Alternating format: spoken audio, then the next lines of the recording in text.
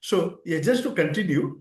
So basically, then, one of the things that, I mean, all of us have had that dilemma. For example, when we've looked at Krishnaji's observations, like the observer is the observed. And initially, it used to fox everybody. When you come straight from a background of where you've done no inquiry or nothing of that sort, so that used to be quite intriguing. So same with that, same with me also. I think that seemed to be an area where I was struggling a little bit. But then the other thing that I found really intriguing was Krishnaji's observations on thought. And essentially, I think whenever we looked around and whenever I looked around, we found that we were all looking at thought as something, which is what has, made things happen, and everything that happens is because of thought.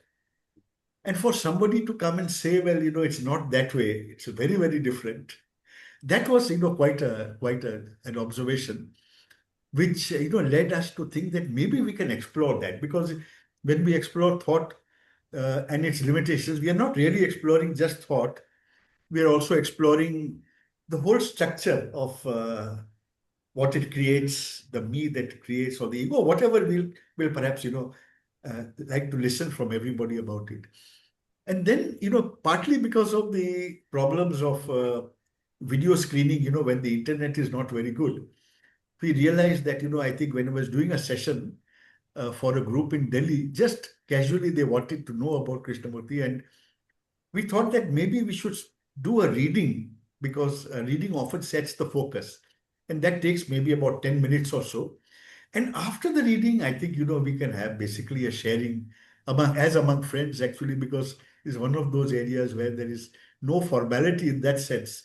So we try to explore with all our own, whatever observations we have, whatever queries or doubts, etc., that we have. So then I was looking for something to read from. And again, I mean, there is a wealth of things, as we all know from Krishnamurti's books and talks, and there's so much to. So it was a difficult choice, but in the end, what I did was basically I selected a piece of text from this book, which is called Network of Thought, this book, and which I found, I think just the first opening chapter seemed to actually set the tone. And then it goes to all sorts of other dimensions.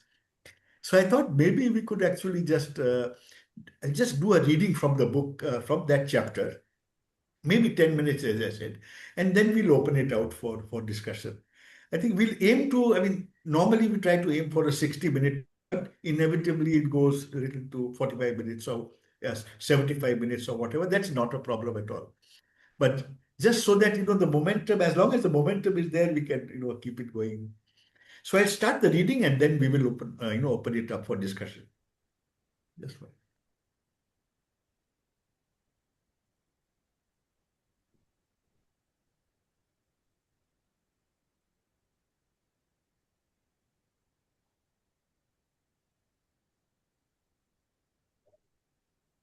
So as I said, we were actually talking about this book called Network of Thought.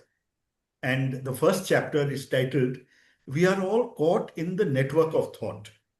So as I said, I hope it won't take more than 10 to 15 minutes, but it may help to set the focus on the theme. I see some of my old friends are here and I'm glad to see you. As we are going to have 7 talks, we should go into what I am going to say very carefully, covering the whole field of life. So please be patient. Those of you who have heard the speaker before, please be tolerant if the speaker repeats himself, for repetition also has a certain value. Prejudice has something in common with ideals, beliefs, and faiths. We must be able to think together, but our prejudices, our ideals, and so on limit the capacity and the energy required to think, to observe, and examine together so as to discover for ourselves what lies behind all the confusion, misery, terror, destruction, and tremendous violence in the world. To understand not only the mere outward facts that are taking place, but also the depth and the significance of all this, we must be able to observe together, not you observing one way and the speaker another, but together observe the same thing. That observation, that examination is prevented if we cling to our prejudices, to our particular experiences, and our particular comprehension. Thinking together is tremendously important because we have to face a world that is rapidly disintegrating, degenerating, a world in which there is no sense of morality, where nothing is sacred, when no one respects another. To understand all this, not only superficially, casually, we have to enter into the depths of it, into what lies behind it. We have to inquire why it is that after all these millions of years of evolution, man, you, and the whole world have become so violent, callous, destructive, enduring wars and the atomic bomb. The technological world is evolving more and more. Perhaps that may be one of the factors causing man to become like this. So please let us think together, not according to my way or your way, but simply using the capacity to think. Thought is the common factor. Request you just to keep yourselves on mute. Thought is the common factor of all mankind. There is no Eastern thought or Western thought. There is only the common capacity to think, whether one is utterly poor or most sophisticated, living in an affluent society. Whether a surgeon, a carpenter, a laborer in the field, or a great poet, thought is the common factor for all of us. We do not seem to realize that thought is the common factor that binds us all. You think according to your capacity, to your energy, your experience, and knowledge. Another thinks differently according to his experience and conditioning. We are all caught in this network of thought. This is a fact, indisputable and actual. We have been programmed biologically, physically, and also programmed mentally, intellectually. We must be aware of having been programmed like a computer. Computers are programmed by experts to produce the results that they want, and these computers will outstrip man in thought. These computers can gather experience and from that experience learn, accumulate knowledge according to their program. Gradually, they are going to outstrip all our thinking in accuracy and with greater speed. Of course, they cannot compose as Beethoven or as Keats, but they will outstrip our thinking. So then, what is man? He has been programmed to be Catholic, Protestant, to be Italian or British, and so on. For centuries, he has been programmed to believe, to have faith, to follow certain rituals, certain dogmas, programmed to be nationalistic and to go to war. So his brain has become as a computer, but not so capable because his thought is limited. Whereas the computer, although being also limited, is able to think much more rapidly than the human being and can outstrip him. These are facts. That is what naturally is going on, actually is going on. Then what becomes of man? Then what is man? If the robot and the computer can do almost all that the human being can do, then what is the future of man? When cars can be built by the robot and the computer, probably much better, then what is going to become of man as a social entity? These and many other problems face us. You cannot think anymore as Christians, Buddhists, Hindus, and Muslims. We are facing a tremendous crisis, a crisis which the politicians can never solve because they are programmed to think in a particular way. Nor can the scientists understand or solve the crisis, nor yet the business world, the world of money. The turning point, the perceptive decision, the challenge is not in politics, in religion, in the scientific world. It is in our consciousness. One has to understand the consciousness of mankind which has brought us to this point. One has to be very serious because we are really facing something very dangerous in the world where there is the proliferation of the atomic bomb which some lunatic will turn on. We must be aware of all this. One has to be serious, not flippant, not casual, but concerned to understand this behavior and how human thought has brought us all to this point. We must be able to penetrate very carefully, hesitantly, with deep observation to understand together what is happening both out there and inwardly. The inward psychological activity always overcomes the outer. However, many regulations, sanctions, decisions you may have outwardly, all these are shattered by our psychological desires, fears, and anxieties, by that longing for security. Unless we understand that, whatever outward semblance of order we may have, the inward disorder always overcomes that which is outwardly conforming, disciplined, regularized. There may be carefully constructed institutions, political, religious, economic, but whatever the construction of these may be, unless our inward consciousness is in total order, the inward disorder will always overcome the outer. We have seen this historically. It is happening right now in front of our eyes. This is a fact. So the turning point is in our consciousness. Our consciousness is a very complicated affair. Volumes have been written about it both in the East and the West. We are not aware of our own consciousness. To examine that consciousness in all its complexity, one has to be free to look, choicelessly aware of its movement. It is not that the speaker is directing you to look or to listen to all the inward movement of consciousness in a particular way. Consciousness is common to all mankind. Throughout the world, man suffers inwardly as well as outwardly. There is anxiety, uncertainty, utter despair of loneliness. There is insecurity, jealousy, greed, envy, and suffering. Human consciousness is one whole. It is not your consciousness or mine. This is logical, sane, rational. Wherever you go, in whatever climate you live, whether you are affluent or degradingly poor, whether you believe in God or in some other entity, belief and faith are common to all mankind.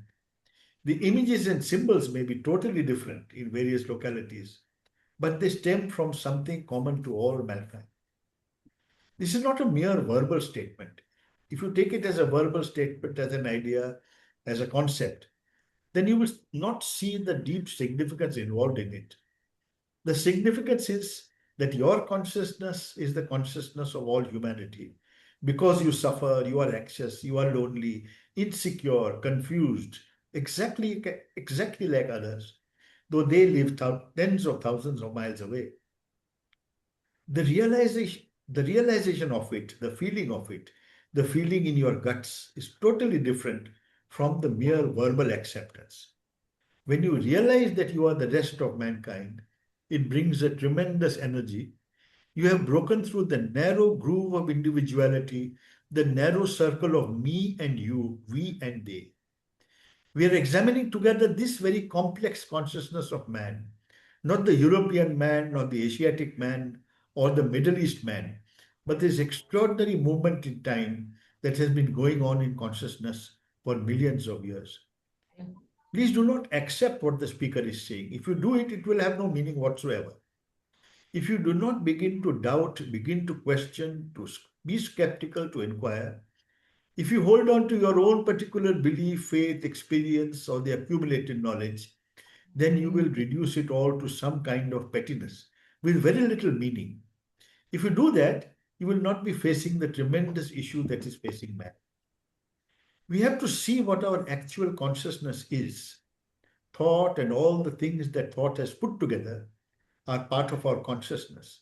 The culture in which we live, the aesthetic values, the economic pressures, the national inheritance.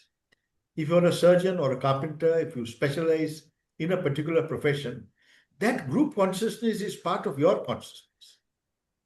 If you live in a particular country with its particular tradition and religious cultures, that particular group consciousness has become part of your consciousness. These are facts. If you are a carpenter, you have to have certain skills, understand the nature of wood and the tools of the trade. So you gradually belong to a group that has cultivated these special skills and that has its own consciousness. Similarly, the scientist, the archaeologist, just the animals have their own particular consciousness as a group. If you're a housewife, you have your own particular group consciousness, like the other housewives. Permissiveness has spread throughout the world. It began in the far west and has spread right through the world. That is a group conscious movement. See the significance of it. Go into it for yourself. See what is involved in it. Our consciousness includes, in the much deeper consciousness, all our fears. Man has lived with fear for generation after generation.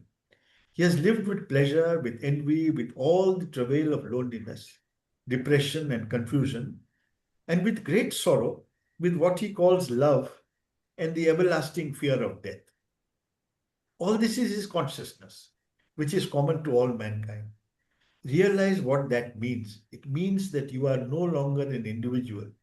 This is very hard to accept because we have been programmed, as is the computer, to think that we are individuals. We have been programmed religiously to think that we have souls separate from all the others. Being programmed, our brain works in the same pattern century after century.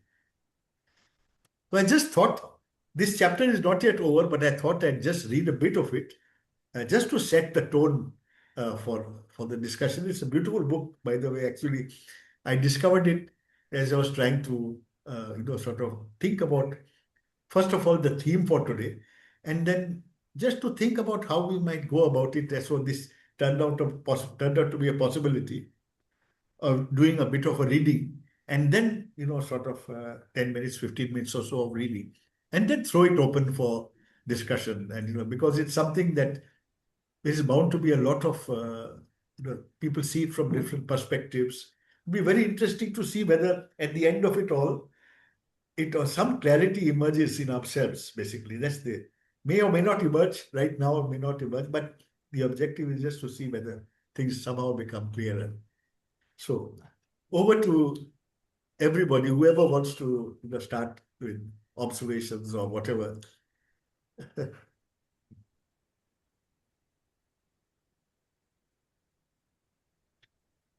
Chaitanya has also joined from Allahabad. Seeing Chaitanya after a Thank long you. time. Yeah, thank you. Thank you. Thank you for sending me the link. Shamalaji, would anybody like to just sort of chip in with something so that we can take it on from there, actually? Because some of the things they all seem to be so complicated. The thought being the construct of the me and the I, and I mean, the whole business of how it's never seen differently from I mean, certainly in the world, I mean, everybody looks at thought in a different way. And here we have Krishnaji who brought in a certainly totally different perspective, which I found it very difficult because everything was all mixed up.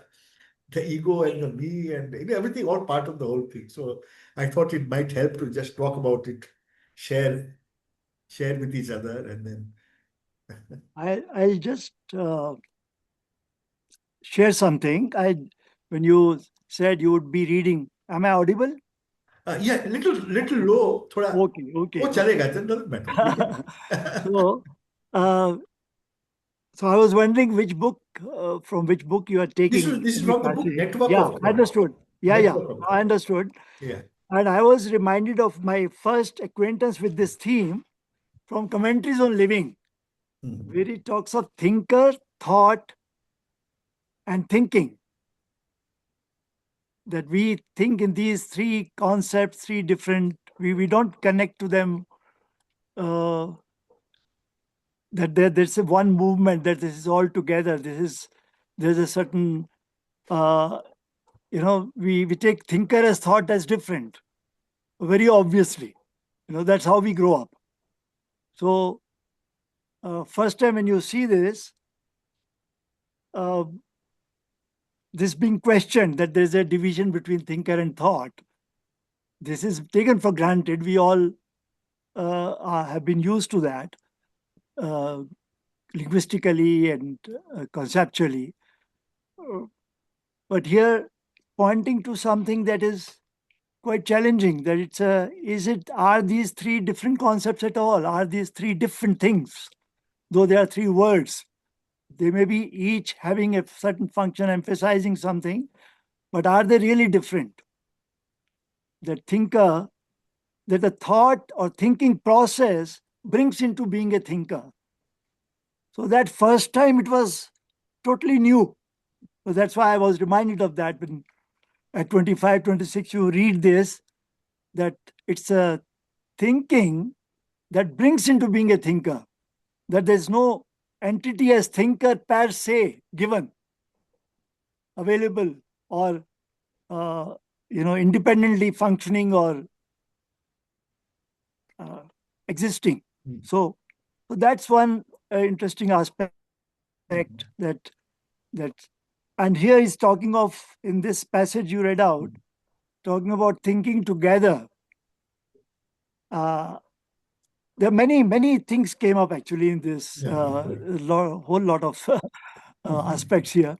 But thinking together, that's also one theme that he often took up towards the last many years, kind of last 10 years. He's been often raising it, using this phrase, that to create a good society, we must have a good society, but that means we must think together. So is it possible to think together? Now, thinking, we don't see this as thinking together, because thinking is my brain, and my brain has its background, it has views, it has. So I can only share what I experience, what I think, and others have their own views. They can object to your views, and obviously there are different views, because view means you are looking at things, maybe the same thing from different angles. So you come up with different scenarios, different descriptions. So how can we think together? So that's, but here when I think if one goes into that, this whole thing of thinking together, I wonder whether there is any, um, whether it is also not the same thing when he says, can we look at things together? Look at it, look at something. No, not as an expert, as a specialist, as a, from a viewpoint of an ideology or your prejudices, but just look, just look. Can we look? Can we listen?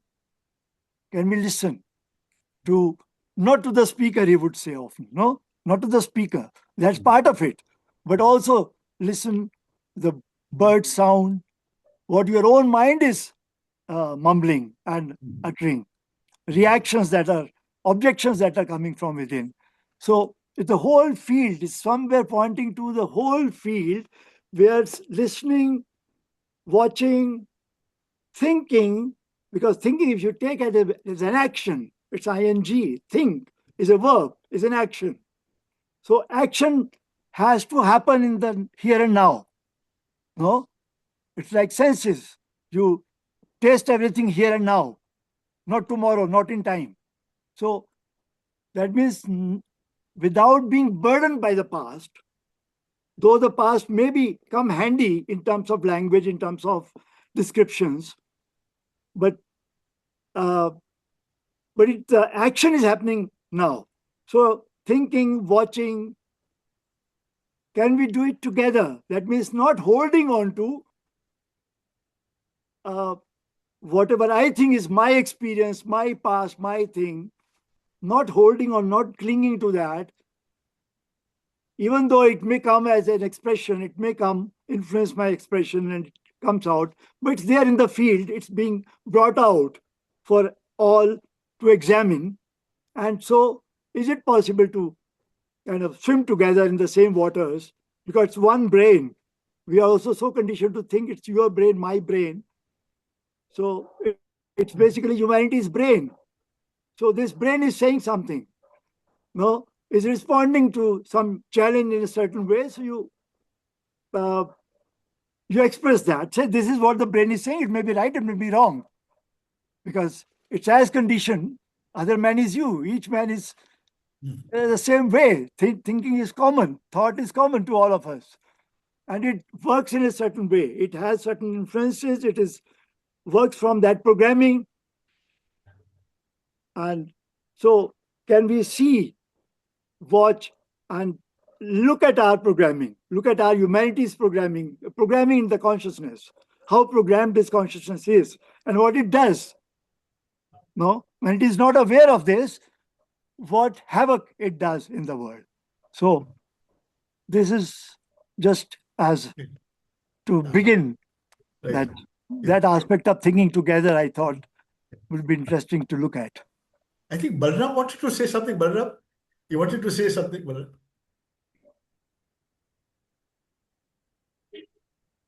Balram, you wanted to share something, Balram?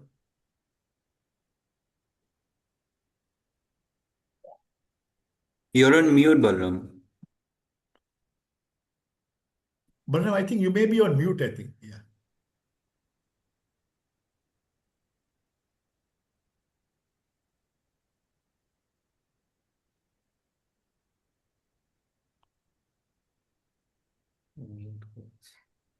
Am I audible? Yeah, now you're okay. Yeah.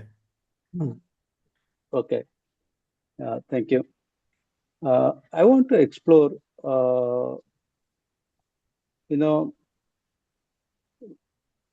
when as a person, when we, the first-hand experience of when we see something, or when you feel something, or when we,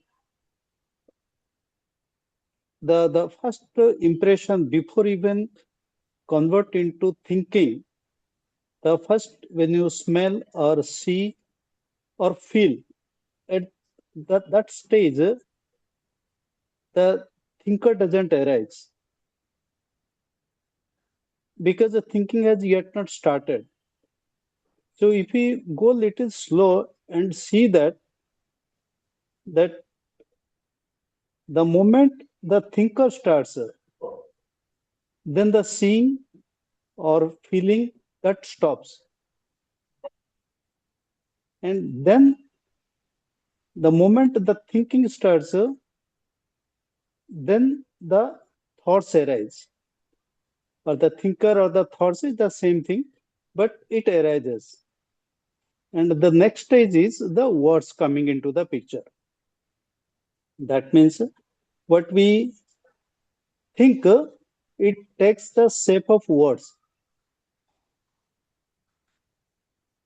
If we stay in each stage, and then the last question I want to explore is our the thoughts are words, or there are thoughts which is do not fall into the bracket of words. So if we can explore that part, then perhaps we will be able to understand how the words, because when we talk to each other, we talk through words. But before even words coming into picture, there are 3-4 stages involved in this, what I see. I may be wrong also. But if somebody see this way, and can we stay at each stage and explore it, why one stage completes, why seeing, finish, or why it leads to thinking, why doesn't it stay in the state of seeing, and at what level the words coming into the picture. Because the moment the words coming into picture, the entire the perception is diluted. I'm for the lack of what I'm using this word, because the seeing or the feelings, they colored with the perception, and with words it more diluted, and then there is the game starts.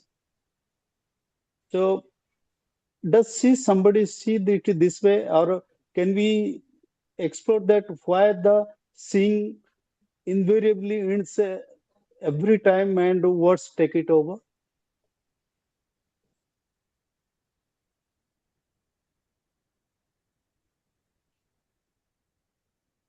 Chaitanya, any thoughts, Chaitanya, on No, particularly not now.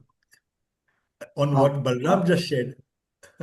I have a feeling that this thought watching often becomes an obsession with many of us. observation of thoughts, then we realize, if we do at all, actually, not just verbally, that thought and thinker are one, and the prakriya, the thinking, the thought, thinker, thinking. And but what, in my opinion, what happens is, earlier the entity that considered itself the thinker of thoughts has now become an observer of. It has become an observer of the fact that thought is arising. It has led to the creation of the thinker, the process in which they seem to be perpetually trapped is thinking. So just the change of this nomenclature doesn't bring about a very meaningful change in the psyche, because I think thought itself it's a very the meaning, it's a very clever thing. There is a comparison between the Greek marine god Proteus. When you touch it, it changes its shape. So I'm just wondering if what was earlier a thinker has suddenly become the observer without actually undergoing any fundamental intrinsic change. Okay. There's one more question. What happens to me that I suddenly have this urge to observe my thoughts? Why do I start observing? Because somebody has said, and what he has said seems, I profound, or I romanticize about it, or I think this is going to lead to some peace, some quietude, some silence. And therefore, observation has begun, or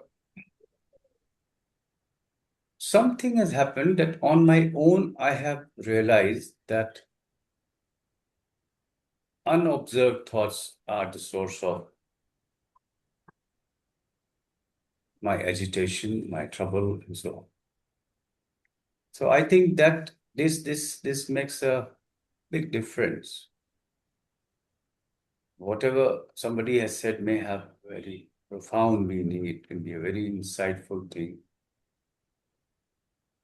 But is it something that I have perceived firsthand, directly, that thought is leading to so much of chaos, agitation, and therefore it needs to be looked at. It needs to be observed.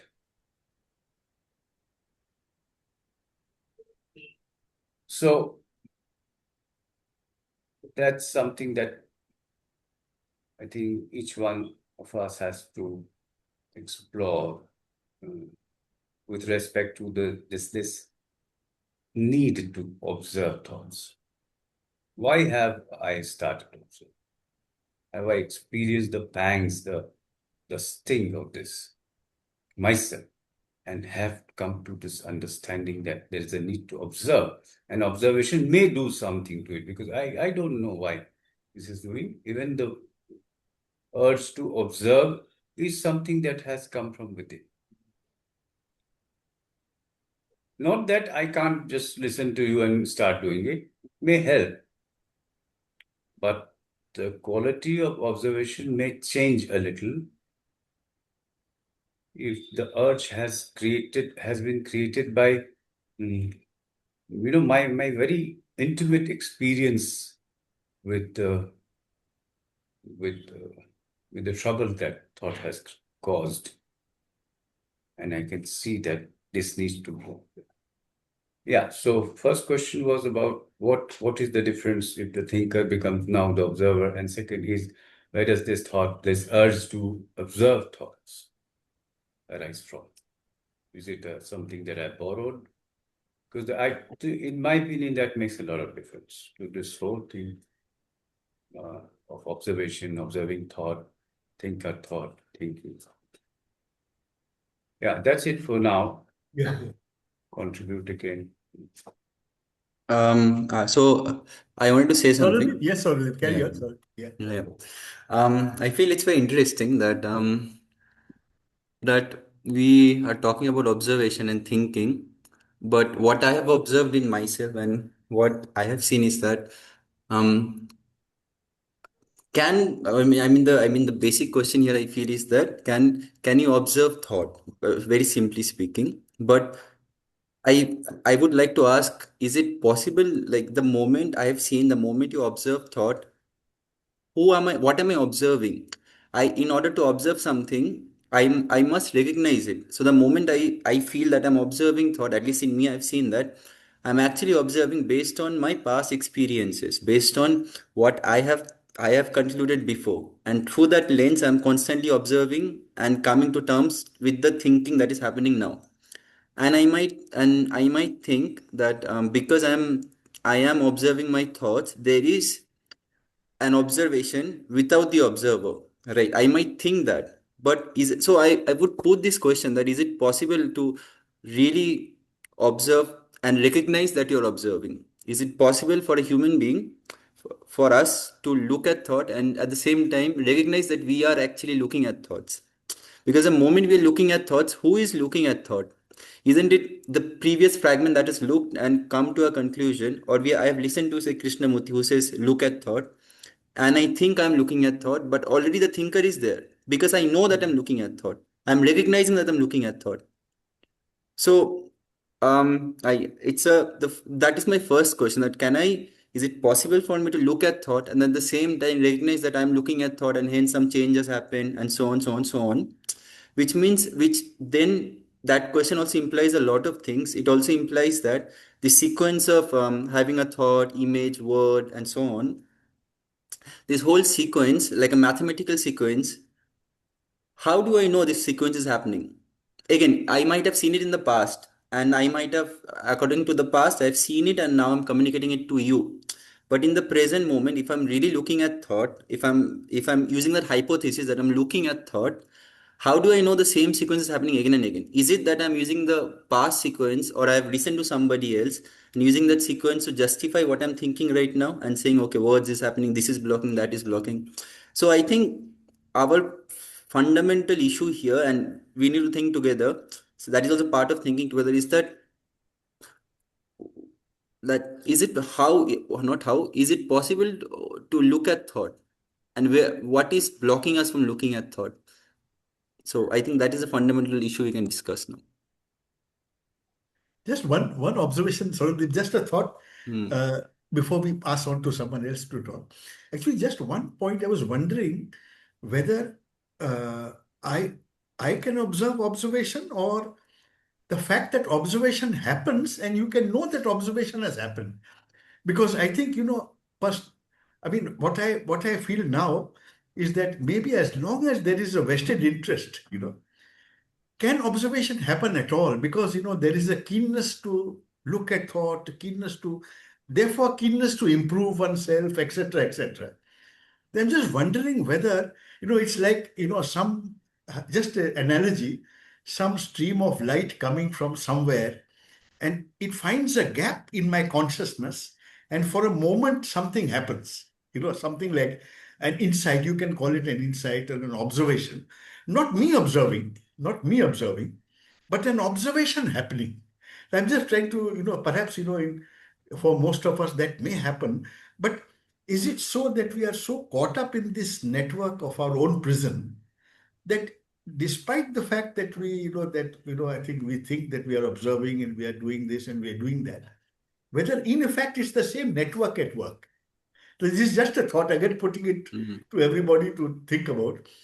The question is, whether observation can really happen, whether the me element, even in the subtlest form, me element being the vested interest, a vested interest which has got a belief that I will find out, I will observe, But whether that can ever, observation can ever happen as long as that is there. This is just a question again, just to put to everybody.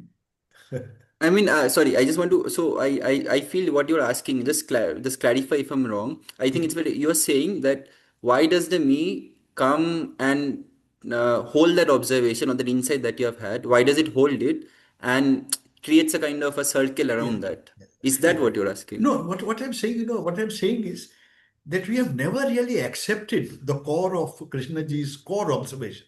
I'm just going beyond the immediate theme, that the thought is what has constructed the me, actually, in fact. Okay. So, Okay. because we are caught up in that construct, observation never really happens. It's the same story of, goes on and on day after day. So, I'm just saying that, if perhaps this is just a thought, if the intensity is there, it may happen that, just like, there is a gap in the light in the clouds, there's a breaking through or something of light, and something happened which you can call an observation has happened, in which you don't have a stake at all. You have no credit to take for that observation. Hmm. So I'm trying to, see where it's a very difficult thing to express. But whether one is ever in that field when the me is not there, and therefore is that the answer, the real answer, actually.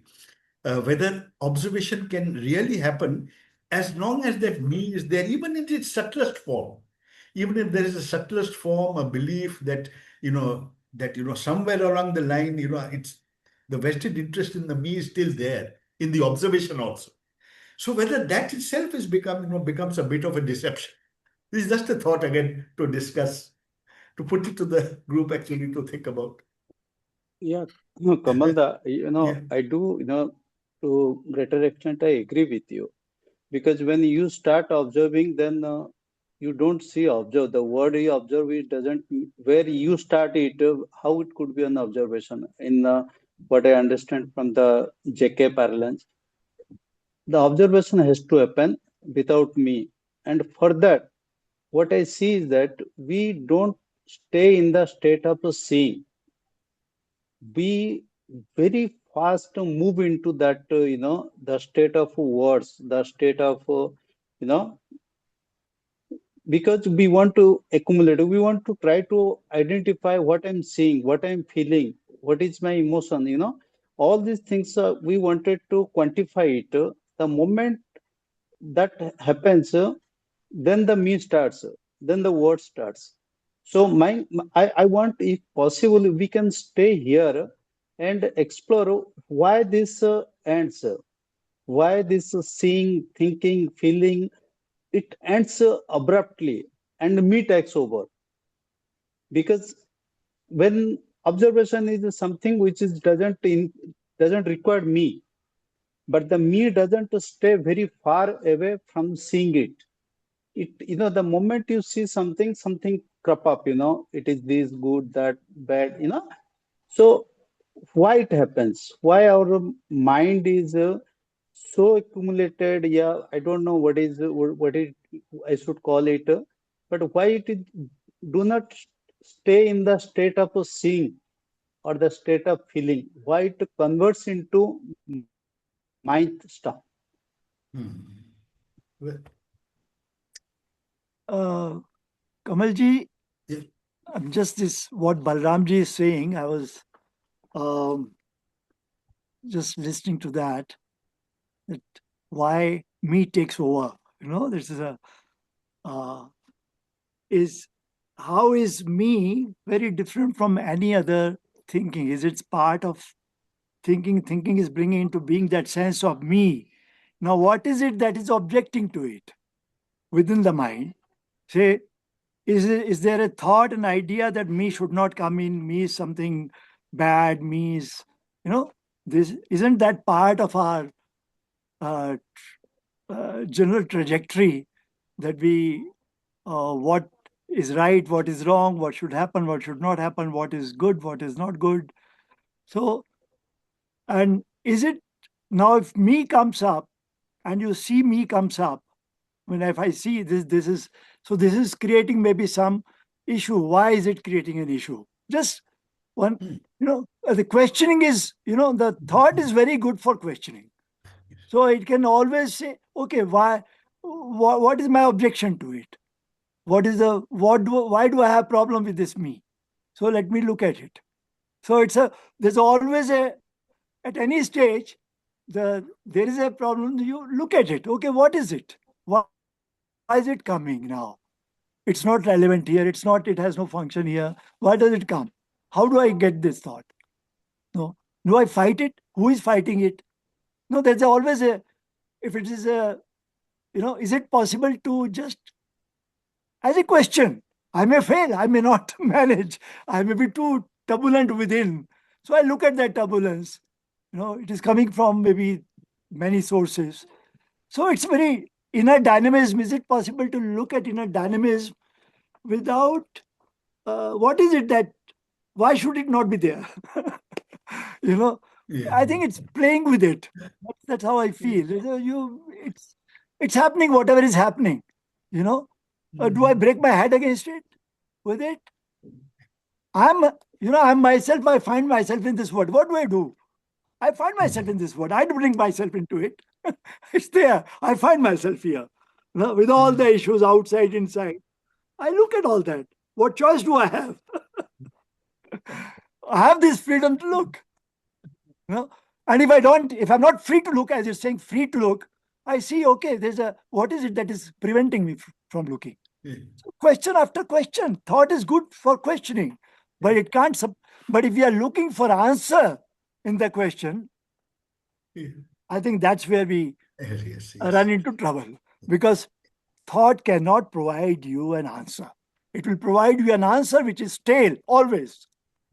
It doesn't have freshness, but it has capacity to give you questions, question after question, and then maybe then it gets stuck and says, and that getting stuck, maybe there is a pause. Something happens. Thank you. Thank you. Niranjan, you want to share something, Niranjan? I found something interesting you were sharing. I just shared one link from a recent research study where it was said that oftentimes the decision is made several seconds before in our mind, before we come to know of it. For example, I want to pick up this mobile phone. The decision was made a few seconds before, and then only later on it gets verbalized, or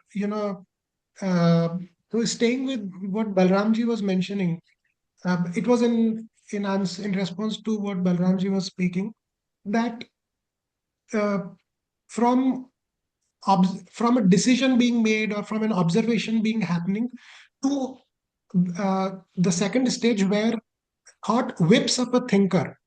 The problem, Vijayji was mentioning that maybe it's not a problem, but for people like me, it becomes a problem because it creates a separate thinker, a separate self, who is very uh, uh, timid and petty, and who is pitted against the whole of the world. And maybe evolution has designed it that way, that maybe it's an evolutionary advantage that human species had, that the thinker which gets whipped up thinks that it is a separate self which needs to be protected. Maybe that's how we evolved and survived all of that.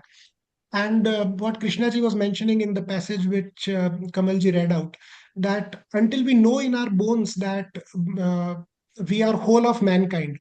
So it looks like uh, if we know it conclusively that I am not this separate, timid, petty, tiny individual, rather I am this whole of mankind, then a lot of suffering at individual level gets solved. And somehow, again, our conditioning is that we want to solve all of our sufferings, which is why we look for, at least for me, I can say that, which is why we look for this literature and all. So if we can stay with what Balramji mentioned, that why is it that a separate thinker gets whipped up? Machines, and again, the passage which Kamalji was reading, that machines can do better thinking than us. Does a separate thinker gets whipped up in machines also? And if it's not happening there, why is it happening with us?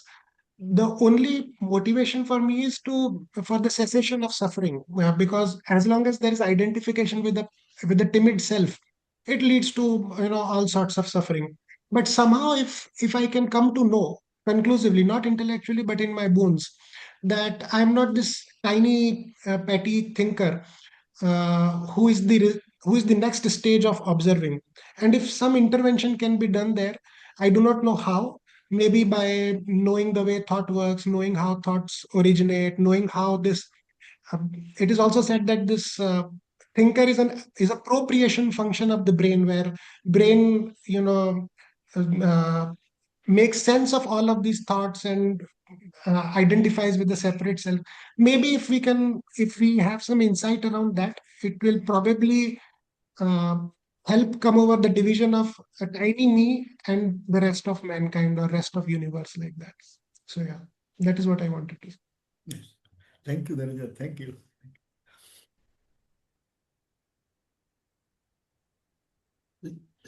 Zahid, you're very quiet today, Zahid. Zahid? Yeah, I was just listening. It was really very interesting topic today. Your volume is a bit When low, Zahid. Your volume is a bit low. Your volume. what about now? Yeah.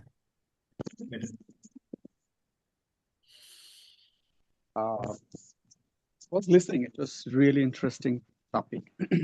Interesting for me, especially because I have given a lot of thought or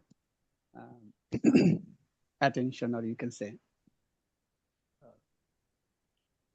Balramji and then Surandip. When we were talking about thought, one thing is important for me when I was going through this, and still whenever we are discussing, I also thinking about it. Can you deconstruct the thought as its structure and its functionality, and the time and sequence of its involvement of different ingredients of the thought? For example, thought includes picture, sensation. I mean, all five senses. The data all we gather in our mind that appears in thought. So sounds, smells, or memories, including the emotion. These are ingredients, if I say that these are the ingredients of thought. And the functionality there is that we compare. We can compare with one ingredient with another ingredient. So the ingredient of past, and there is a simulation for future. So this is one point I want to mention here. And another thing I was came into my mind is that when we say that we observe thought, is it like that? Isn't it like that? Actually, thought is going on, and after that there is another thought which is remembering the earlier thought, and there is a millisecond or fraction of a millisecond of gap. So, and this is always happening as a loop. There is happening something, and we are remembering that, and that remembering is creating the illusion of that I'm the observer and I have decided and I have seen this and I'm observing all those things. So maybe I'm not quite clear to explain. Maybe this area that I'm observing a thought is going on, actually a thought has already gone. And this part is creating me, that I'm the observer and I have done these things because of maybe the gap is very tiny. I mean, the gap of time is very tiny. So this is another thing I wanted to share. And Balramji was saying why we need to observe. But we have, someone has said to do this, but mind wants to understand. So maybe this is the only way to go with it, to investigate and to if there is some understanding or clarity, what other ways we have. Maybe after that there will be a surrender or something like that. That is also an idea. That's all. That's all for now. Thank you, Zai. Thank you. So we also have Abu. Abu, you have joined for the first time. Abu, can you hear me? Abu? Abu, are you on there? Abu? Sumitra ji is also wanting to say. Yes, Sumitra. Carry on, Sumitra. Carry on. Is time Hello, yes, involved in I'm here. This is my Okay. first time. I'm from Yeah. Bangladesh. Yes, Abu. Welcome, welcome, Abu. Welcome. Thank you very much. Actually, Jahid bhai sent me the link, and Jahid Okay, bhai good, good. informed me So, about this Zoom meeting. so So I'm happy, Abu. interested because I last through 2 or 3 years I'm continuously listening discourse of Krishnamurti JK. So I'm very interested, and I'm very honored to be here. Thank you very much. Thank you. Thank you. We I are want also happy to have you, Abu. Very happy. Very happy. thank you. Yeah. Sumitra, carry on, Sumitra. Yeah. I was wondering if time is involved in observation.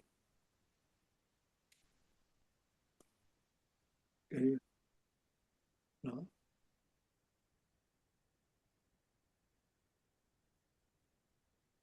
Yes, Sumitra, whether time is involved in observation, that you were. Okay. It must be, sir. So one of the difficulties, personally that I've had also, Chamraji will be, perhaps because we've all, is that I'm wondering whether that sometimes, leads us into a, sort of a very theoretical discussion about time and its involvement in thought. Because the way I look at it personally, this is my personal view, and then, we can share also, is that I think the biggest test is, whether one is able to see things as they are without distortion. And that sometimes is the biggest test of whether, all of it that we are discussing is, how relevant it is. Because it's a big irony, today, this morning, when I was trying to, think about today, I asked, I went into AI and just into the toying with the technology actually, and I said, can you please sum up J Krishnamurti's thing on thought? And it gave me a most clinical observation, and very humbly at the end it said that AI is prone to error. So for further this thing, please go to this site and that site and read this and read that.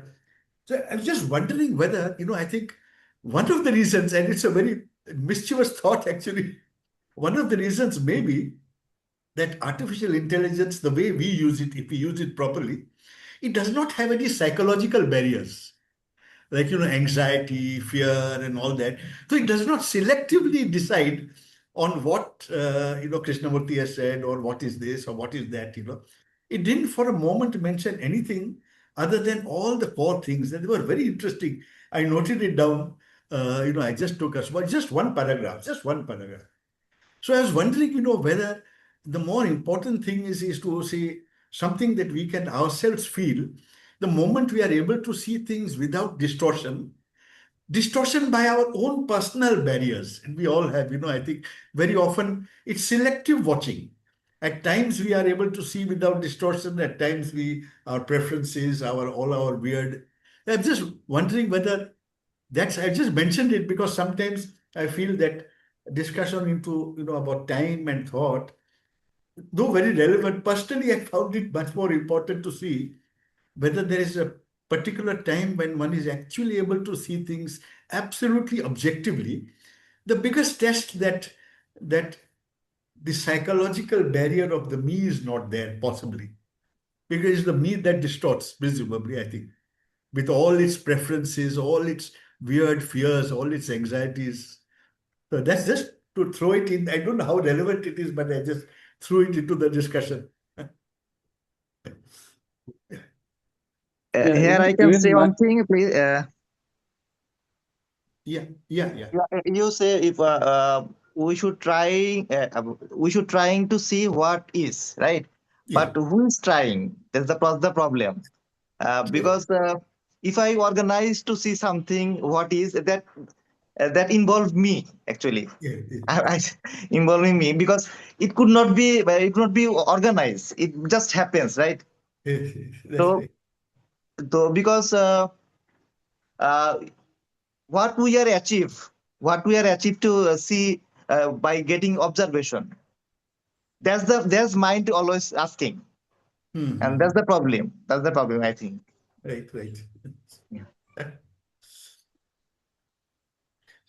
So, Abu, Even, one, to yeah, add to that, sir, yeah. uh, Dada, can I?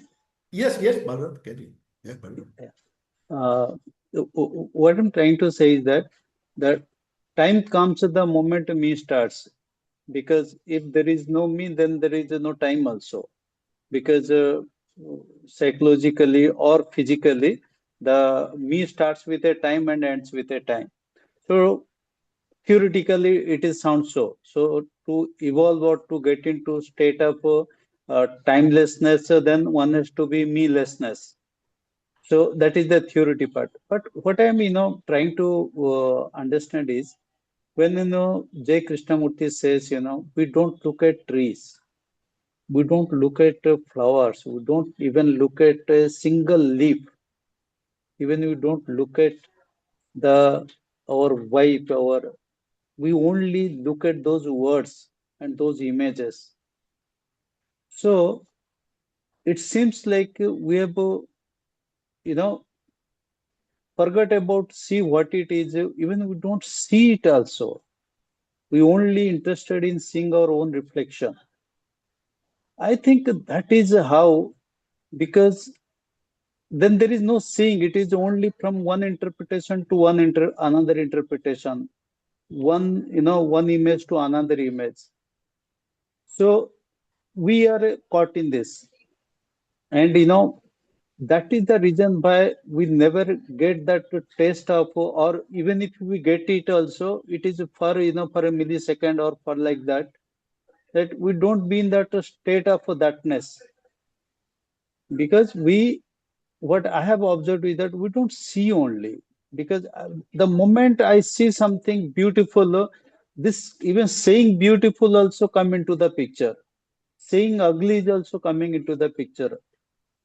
So this is where I think the human mind is caught up, that I cannot see something and not interpret it. Wait. Thank you, Bharat. Thank you. So, like, is there a way out? I want to know that. We have discussed all these challenges Yeah, between pure seeing and a seeing contaminated by a separate thinker. yeah. Like, but apart from the few milliseconds on a day-to-day basis in a sustainable way, is there a way out? Yeah, Niranjan, I mean, just a thought actually. I'm just sharing this again, with to put it into the discussion sort of thing. Is that, like Abu was asking, Abu Sufyan was asking about, how does one get out, as you were saying. So I remember something very interesting because Krishnaji used to, I think there was a person called, a physicist called Capra, I think, and apparently he went to some talks of Krishnamurti, and Krishnamurti was talking that day in France or Italy or somewhere about thought and all these things. He was talking about these things. And he was a scientist, basically a physicist and scientist. He was getting very confused because, as we all do, about, how can you say that you don't use thought and all that. He was misinterpreting in a way, actually. So then after that, he talked to his wife, and then next day, he actually went to Krishnaji in the next talk and sought a few minutes. And then he told him, "This is my dilemma. Actually, I'm a scientist. And when you say thought, you don't use thought and this and that." So he was, first of all, he, sort of apparently put that to rest by saying, "Can you think of yourself only as a human being, as a start, as not even a scientist also, actually." And then initially that he was very perplexed, foxed by it, because how does that have any relevance to all this? But later on, he wrote in his book that, that particular interaction set to rest all his peculiar problems, because he realized, because the whole identification starting with, I mean, all sorts of things. It may start with being, I belong to this nation, or I might belong to this religion, or I belong to this group of communities as scientists, and therefore this and that and all that. He realized that that was the basis for which he was getting everything wrong. So in a way, actually, I think, I mean, I'm just being hypothetical. I mean, the scientist, if he was told by his government to produce a bomb or something, and because it's nationally, required, it's required. It's possible that one person will not do and will actually just go ahead and do it because he says, yes, I belong to this nationality and I have to do this and all. So that's very interesting. I was mentioning this also for Abu because I'm wondering to what extent our own identification is actually so fragmented that is it really possible to think without distortion? This is the fundamental question I'm trying to put, whether that ability to think without distortion is at all feasible as long as that the ground is not settled completely. It's these things, I mean, we notice in our day-to-day living also, we notice all these problems and how our own identification becomes a barrier in the way we behave and the way we think. And I think maybe it's that daily living area that, everything gets sorted out, not in one sweep, not in one sweep. But like to give that example of Capra, he found that somehow it got sorted out because he was suggesting to him that you get the identification problem right. What are you? Are you a human being, or are you so and so? Are you so and so? Because that starts the whole process of right thinking, so to speak, actually. So this is just, I put this across just to feed into the discussion. Yeah, Niranjanji, even what Dadaji also said, it sound that is why, because I am something. How can I not have an say on something? So thereby, somewhere I have also read, JK says that you are nothing. This being nothing is a very, very great thing. I mean, it is to someday, in a meeting, I was a chairman of a society body, and on that day I said, I will talk nothing. Trust me that it is such a beautiful and big thing that that day it is it's like a miracle for me. It's a, that we always think I am something, I have to say something. Without me, things will be go, hey. And the same things, if somehow, if you can understand, I mean, I have understood at that day, I really feel that okay, this is a meeting, I'm a chairman and I will not say anything.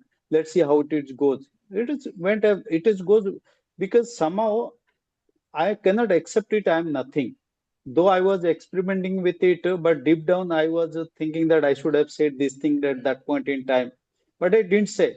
Somehow I controlled. It is, it's like a doctored observation sort of thing. But one thing I've realized on that day is that to think that you are nothing, that is something it gives impetus to see it a little better, stay with that, seeing it.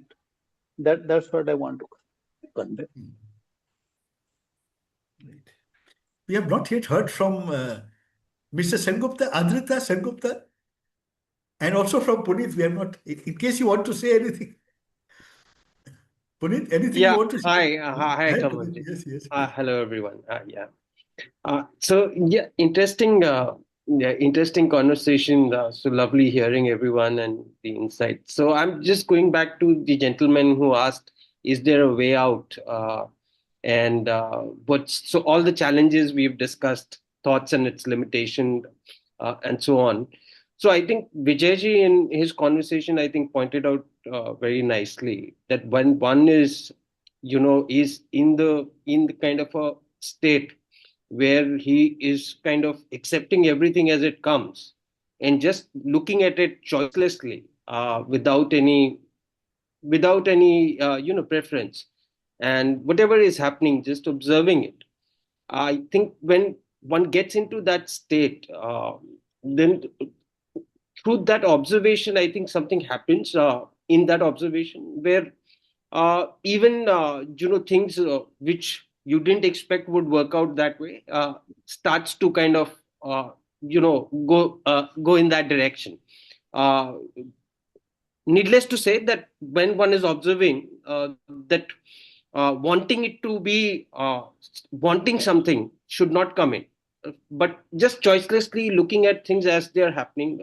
Sometimes bad things happen, good things happen. So just looking at it in our daily life, I think day to day, and that I think changes the perspective. So I'll not go into that.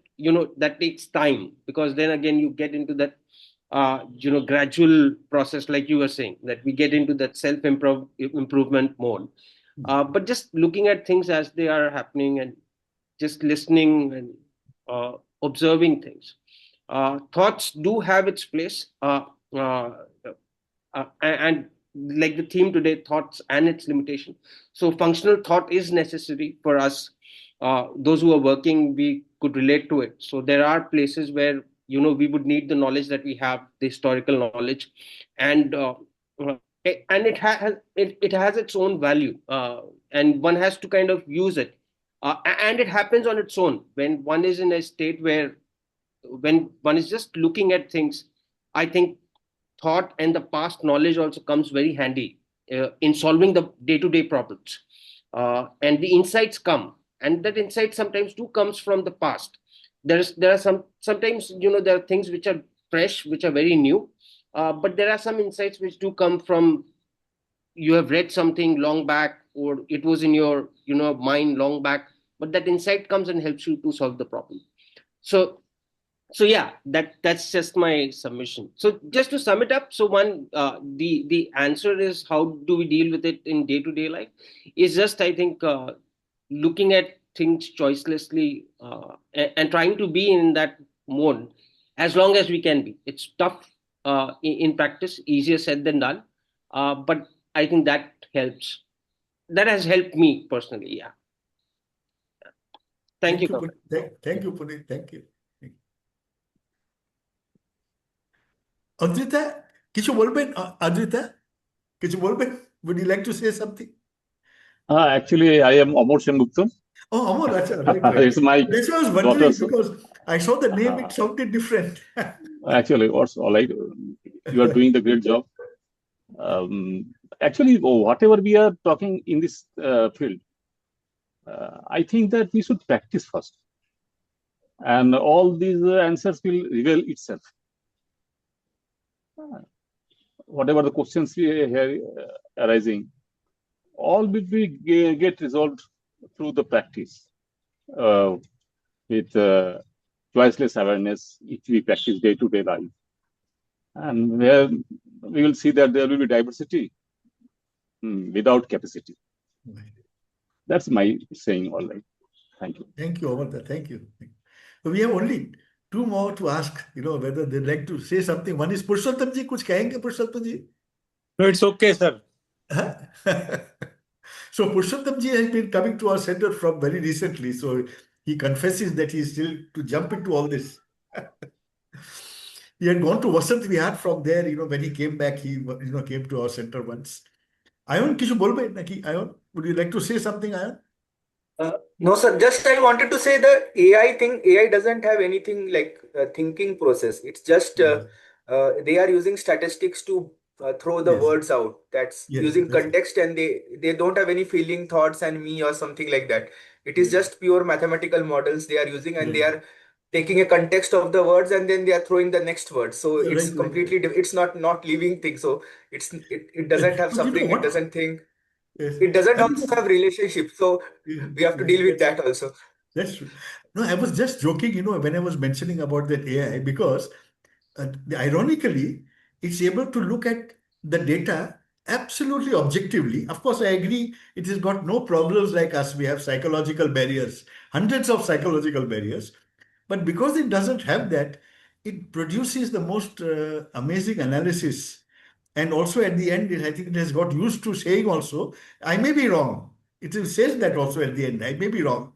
To be safe, please visit so-and-so site, listen to Krishnamurti's this book or that. So it's one of the good things about technology, the irony being that because it's got none of those psychological issues, it can see things and use data very objectively. That's what I wanted to say. So on that note, I think because we are approaching almost near one, so unless anybody else wants to share something that you would like to sort of say, you may have missed out saying earlier, then we can do that, and after that we can conclude. So it looks like we've had a very good discussion, because I think No, one of the just a things that is very difficult. just Chaitanya, just a can couple of questions. Like, Chaitanya, carry on. can thought observe? I'm just giving a few questions. Can thought observe? Yeah. Can thought observe? Can thought be choiceless? When we say choiceless awareness, where does that choiceless awareness come from? Thought certainly can ask questions, but will thought ask a question that threatens its own survival? It can ask all kinds of questions, but will it ask a question that may eventually wipe it out of existence? Like the kind of question that Krishnaji asks. So can thought, thinking about something doesn't seem to be the same thing as being aware of the same thing. Then can thought be choiceless? If thought cannot be choiceless, where does choiceless awareness come from? And can thought ask a question which threatens its own survival? I just wanted to ask these questions. Interesting question. We may think about them after this meeting too. Yeah. Just one small thing, Kamalji. Yes. About this choice, this makes me think, maybe we think we have choices. No? Do we have? Also a question only. Often we think we assume maybe. We live by that. We think we have choices. No? Not that we don't have. So but this question can emerge. And because often what we know, we don't always realize that we think we know. No? May not be true. So I think questions have a way, and if, of course, thought may not know that it is getting threatened. Yeah. So it will ask. It doesn't know. Maybe. So yeah, I think the same thing applies to choice, Vijayji.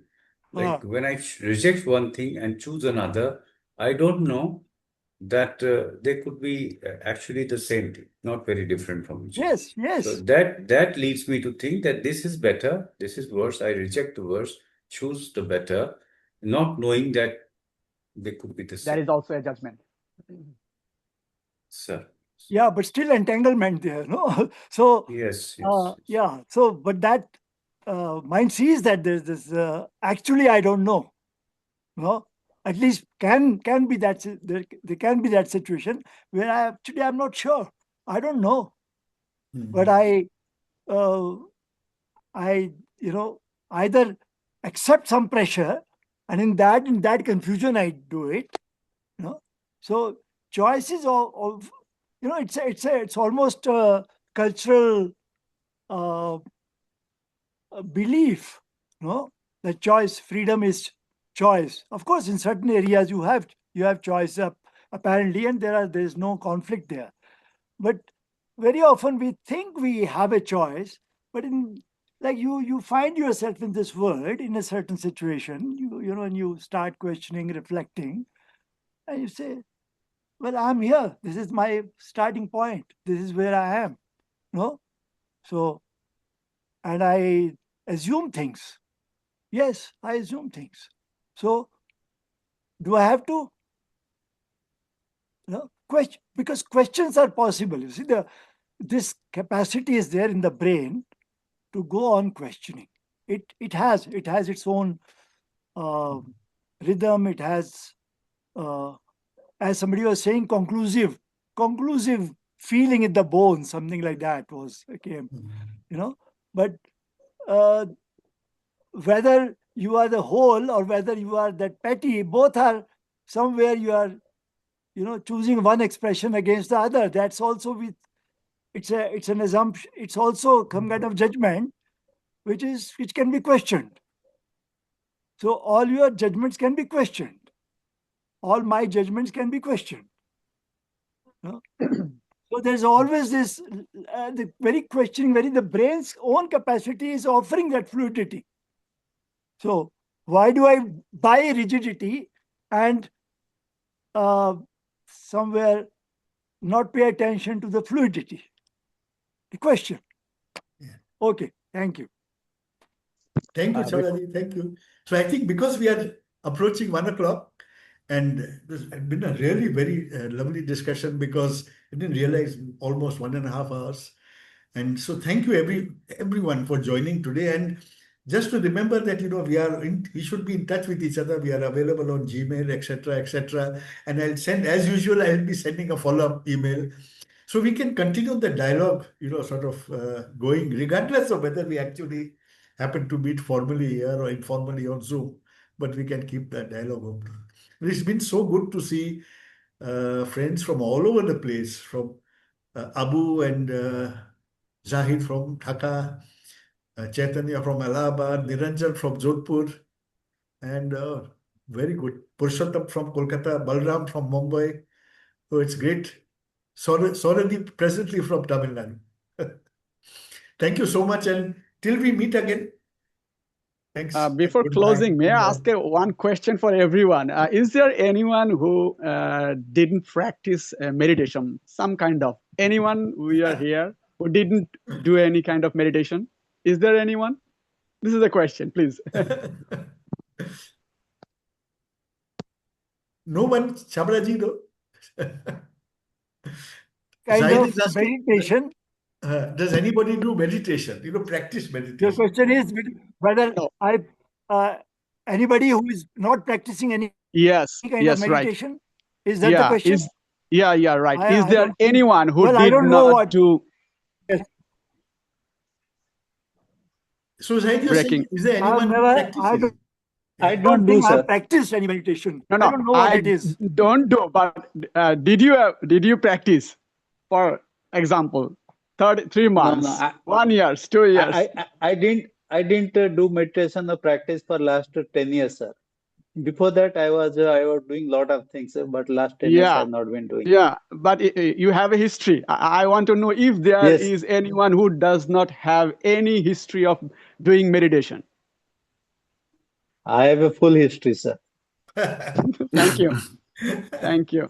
I'm very curious because I feel like there is a value of doing meditation. What I'm not talking about JK, what he meant by meditation. It's trying. It's the ultimate target is self-inquiry from my point of view. I think I wonder if there is possible to come to this gathering or this situation of having interest on knowing all these things without any kind of meditation or something like that, or any kind of self-inquiry. Thank you. Sorry for interruption. There's a difference between self-inquiry and the meditation that is normally understood. Yes. So maybe everybody is doing meditation in his own way, where some may not recognize as meditation. So Zahid, somebody I was watching something just before we conclude. I was watching something on telephone on the mobile, and somebody was there who was talking about meditation, and he said something very nice, because he was saying that somebody was talking about doing meditation, and he corrected. He said, meditation happens.